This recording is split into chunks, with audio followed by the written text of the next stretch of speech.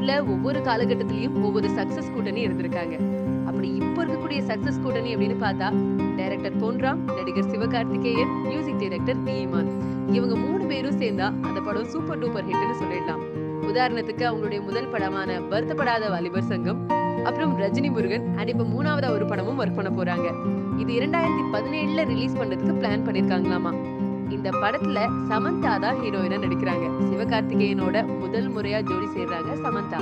சமந்தா வந்து எப்பவுமே ரொம்ப ஒரு கிளாமரஸான ஒரு சிட்டி கேர்லா நடிப்பாங்க. ஆனா சிவகார்த்திகேயனோட படமும் லேசா கிராமத்து சாயல் இருக்கும்.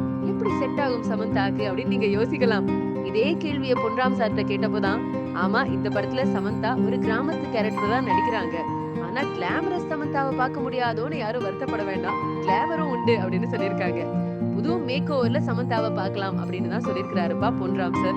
அண்ட் சிவகார்த்திகேயன் இந்த படத்துக்காக ஜிம்முக்குலாம் போய் பாடி பில்ட் பண்றாங்களாம். காரணம் என்னன்னா இந்த படம் வந்து ஒரு லவ் ஆக்ஷன் ஃபில்ம் அப்படிங்கிறதுனால மசில் பில்ட் பண்ணணும்னு சொல்லிட்டு ஜிம்முக்கு போய் விடாம ஒர்க் அவுட் பண்ணிட்டு இருக்கிறாரா சிவகார்த்திகேயன். படத்துக்கு மியூசிக் போடக்கூடிய வேலைகள் எல்லாம் தொடங்கியாச்சு டி. இமான் சார். சோ இன்னொரு மியூசிக்கல் பிளாக் பஸ்டர் நம்ம எதிர்பார்க்கலாம் டி. இமான் கிட்ட இருந்து.